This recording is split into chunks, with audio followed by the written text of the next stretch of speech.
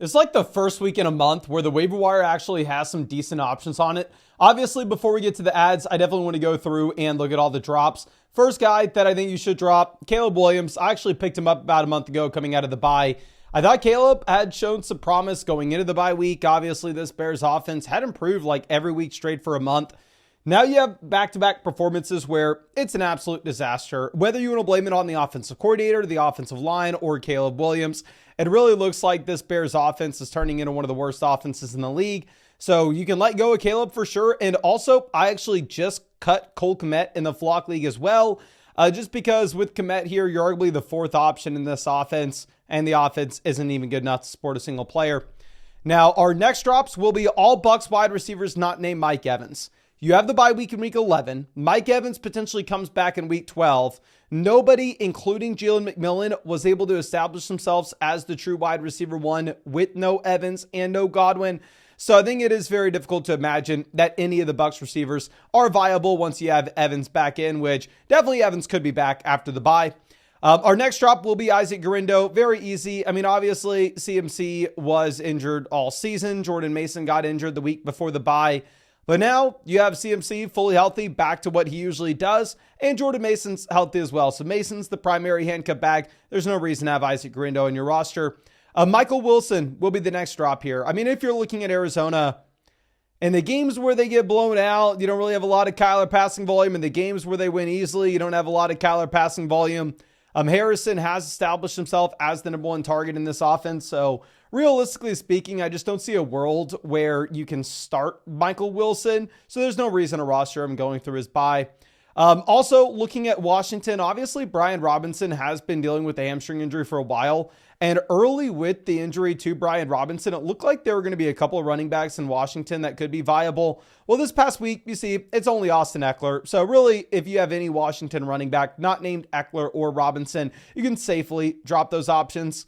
I'm going over to Dallas. Obviously, we've talked at length about this Dallas Cowboys offense just being absolute garbage with no Dak Prescott. Obviously, you still hold on to Lamb, you hold on to Dowdle, you hold on to Ferguson, but any other option in this offense, whether it's Zeke, whether it's Tolbert, it doesn't really matter. If it's not one of the big three, you just go ahead and let him go. Tank Bigsby actually could be a drop here as well, just because if you look at how bad the Jags offense is, there's really no hope for Bigsby. I mean, I would want to say, oh, he's a premium handcuff back. If Etienne were to go down, then Bigsby could be viable. Well, if you walk through it, even if Etienne were to get injured, Bigsby at that point is a first and second down back in one of the worst offenses in the league. In my mind, that's probably not something you'd be excited about. Yoshi Vosh looks like a clear cut. I mean, you have all the passing volume in the world for Joe Burrow last week. Chase dominates everything. There's a chance Higgins comes back this week. Even if he doesn't, you're probably not starting Yoshi Vosh, and then they have the bye week in week 12. We've talked at length about this, but Keaton Mitchell, I don't see a reason in having him on your roster. Just because if you think of the range of outcomes, I don't think you put him in the premium handcuff running back tier. He can't be viewed as Braylon Allen. He can't be viewed as Tyler Algier, as one of those running backs where the starter would get down in front of him, then all of a sudden they're must-start options. Because if Derrick Henry were to go down in Baltimore, then at that point, Keaton Mitchell's going to split with Justice Hill anyway.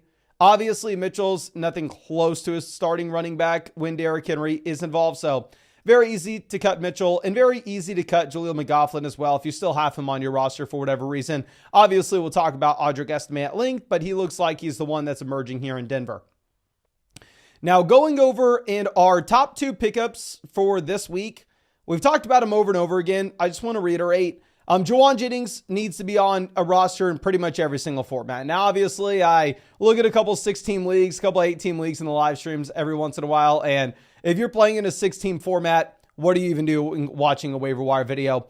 But nonetheless, you see 11 targets this past week. You get the 91% of the snaps here in San Francisco, which is actually a season high for Juwan Jennings. This is even a higher snap rate than what you had back when he dropped 46 points against the Rams in week 3.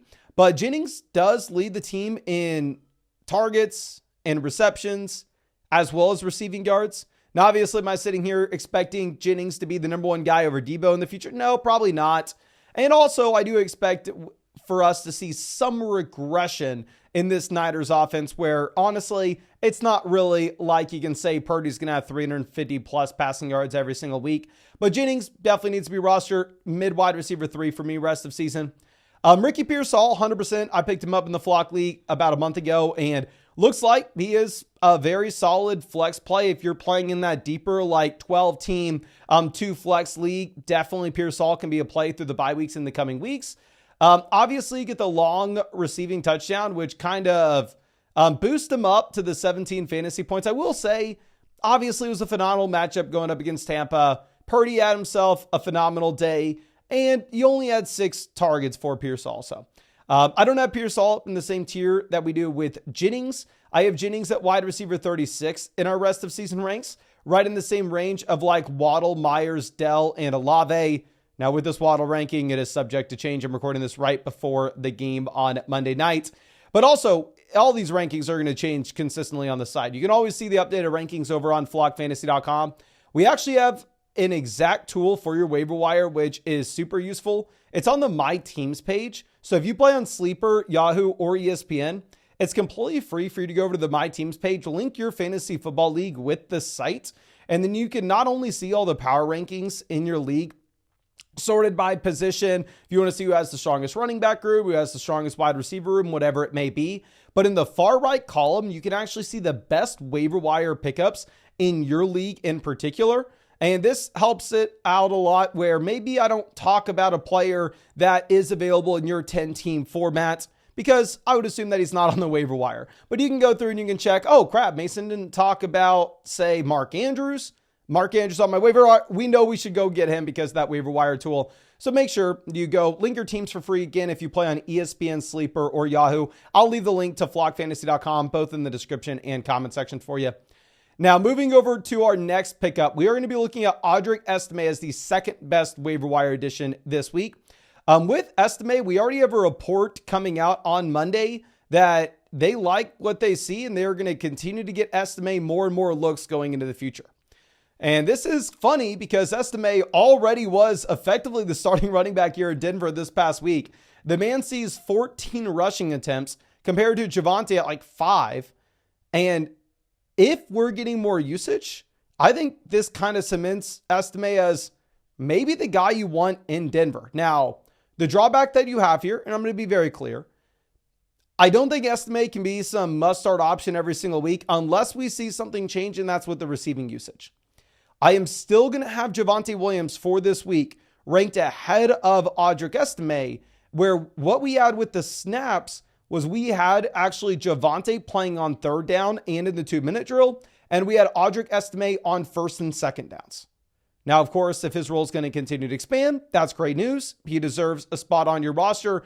I have him ranked behind the, elite premium handcuff backs such as Charbonnet, Algier, Braylon Allen. We're pretty damn confident if a starter would go down in front of them, then all of a sudden they are RB1s. With Estime, my concern is like, even if Javonte goes down, Jaleel could take the receiving usage, but I really want to see Estime start drawing some targets very soon. Now, obviously, I'm recording this on Monday, so I don't have access to all the most recent injury updates. I will continue to live stream every single night. We'll continue to update the rankings on the site every single day for you. But I'm going to need you to monitor the Najee Harris injury. Because right now, I'm going to have Jalen Warren as the third best waiver wire pickup this week. But Najee gets banged up here. It doesn't seem like Najee is at risk for missing a ton of time. It seems like Najee's kind of day-to-day and probably plays against the Ravens this week. But we can very safely say that based off the receiving usage and how good this offense has been with Russell Wilson, if Najee Harris were to miss any time, Jalen Warren does turn into probably a top 24 running back that week. So if we get confirmation before your waiver wire clears on Wednesday that Najee Harris is going to miss a week or two, then at that point, Jalen Warren would be a higher priority waiver wire pickup than anybody in this video not named Juwan Jennings. Now, Trey Benson will be our next play. If you're looking at Benson, the snaps have been up over the past 2 weeks, so have the opportunities. 2 weeks ago, you see 9 total opportunities. This week, you see 12. And I would love to come out here and say, oh, yay, Trey Benson, we're getting the late season rookie breakout. This is what everybody was wanting. The reality is the Arizona Cardinals just blew out the Bears and they blew out the Jets. So the last time we actually had a close game between the Cardinals and another team, all you had was James Conner. That was back against Miami in week 8. And obviously, the Los Angeles Chargers game was pretty close. And in those two contests, Trey Benson had absolutely nothing. So it does look like some of this usage late is mainly just, okay, it's a blowout. Why are we going to risk Connor? Get Trey Benson in there, get the rookie some looks. But I do think this kind of cements Benson as the running back that would be a premium handcuff option if anything were to occur to Connor. Because he's been very efficient with the limited opportunities that he's had, where with only 8 carries and 1 target last week, the man comes through and he gives you 55 total yards. And this week, with only 10 carries and 2 targets, the man comes through and gives you 87 total yards.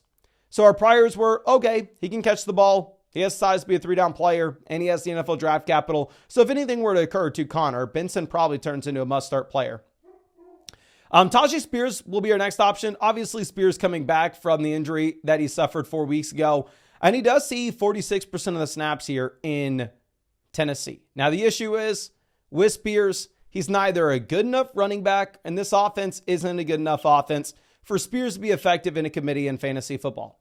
But what you could potentially have here is you could potentially have Tajay Spears as a running back that if you were to have that Pollard injury, he comes in and he has kind of the same exact workload that you had from Pollard over the past month. And he's not a super efficient back because it's a garbage offense, of course.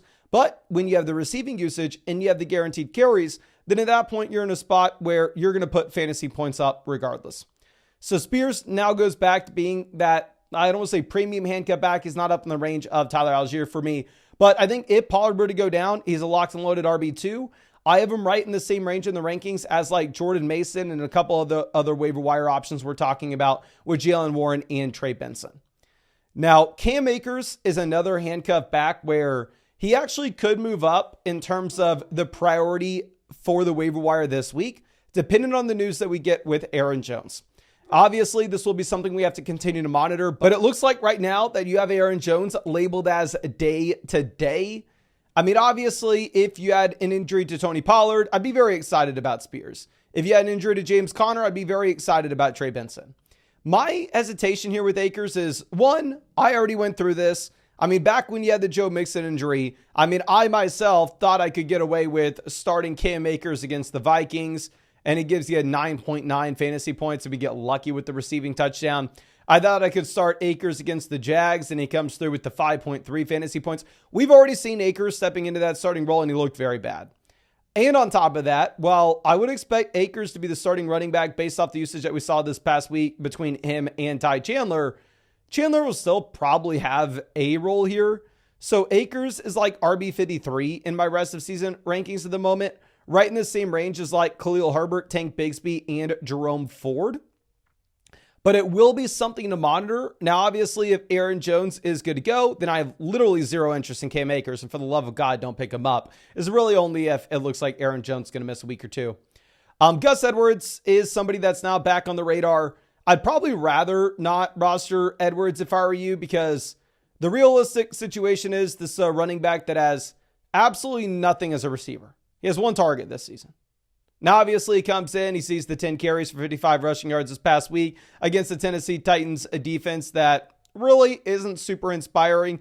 And at the same time, they are able to just run the ball over and over and over again because the Chargers dominate this game from start to finish. I think Edwards is, I don't even want to say he's a desperation play. He's legitimately only viable if you have an injury to Dobbins. And the thing is, similar to Akers, if Dobbins were to go down, Edwards will have a cap ceiling because he's not going to catch the ball anyway in this offense. He'll probably be in a running back by committee with Vidal. Now, going over to some wide receiver pickups. I know people are going to be excited about 2 players this week. Felt like we need to talk about both of them. A lot of people are going to run out to get Adonai Mitchell. Obviously, you have no Michael Pittman Jr., and Adonai Mitchell sees 94% of the snaps here in Indianapolis. If you go through and look at the weeks prior, he had 9%, 20%, 23%, 21%, 27%, 20%, 13%. This is a night and day difference here for AD Mitchell. Obviously, we're going to expect the rookie wide receivers to continue to improve as the season goes on. But a big thing with this, with Mitchell, is if you look at what you have with the 2 wide receiver sets, There's another name that's in here as well with Alec Pierce that in my mind, Alec Pierce and A.D. Mitchell are kind of the same guy. Maybe you say the rookie has inherently a little more upside. I still think Downs dominates here in the short term. I can't see me ever putting Adonai Mitchell into my starting lineup if it's a league where you only start 2 wide receivers and 1 flex. So I'd probably not pick up Mitchell. I know a lot of people are going to be very excited about Jalen Coker as well. Dude, don't pick him up. I feel like this is a meme at this point. I don't see what is super exciting about the wide receiver 2, wide receiver 3 for Bryce Young, who's an undrafted free agent. Ew. His career high is 78 receiving yards in a game. It'd be very different if Jalen Coker was stepping into like the Kansas City Chiefs, right? Where you go, okay, this wide receiver room's been decimated. There are opportunities. He sees 88% of the snaps. He's running a lot of routes. He's making some cool plays, some cool catches. And he's attached to Mahomes. So yeah, let's go ahead and let's give this Coker guy a shot. If Deontay Johnson was not viable with Bryce Young, if the round 1 guy and Xavier Legette's not exciting with Bryce Young, why do we think Jalen Coker is going to be? This offense is a disaster. If you pick up Coker now, you're going to have to roster him through the bye week in week 11. Then by the time you get to week 12, Adam Thielen may come back in. And then all of a sudden, what? You have Legette, Thielen, Coker competing for targets in the league's worst offense. So, I'm not super excited. Maybe in Dynasty, you can view him as a cheap option, right? But for your regular redraft league where you start 2 wide receivers, 1 flex, I would rather leave him on the waiver wire. Or let another league mate pick him up and waste a roster spot on the bench. I would prefer one of the handcuff running backs that are an injury away from making a difference, such as Tajay Spears. But I really hope I was able to help you out. Again, if you have not done so already, hit that like, subscribe to the channel. And yeah, if you wanted to check out that waiver wire tool, the power rankings tool, it's all over there on the My Teams page, completely free on flockfantasy.com. Just if you're playing on Sleeper, ESPN, or Yahoo, link your team. If you want to see your best waiver wire options from a rest of season rankings perspective, you can look at the far right column that says waivers. Should give you a great sense of who you should potentially drop and who you should be potentially looking to pick up, of course. But thank you again. I really appreciate you. I'll leave the link to flockfantasy.com in the comment section and description. And I really hope we get to see you out with the live stream later tonight.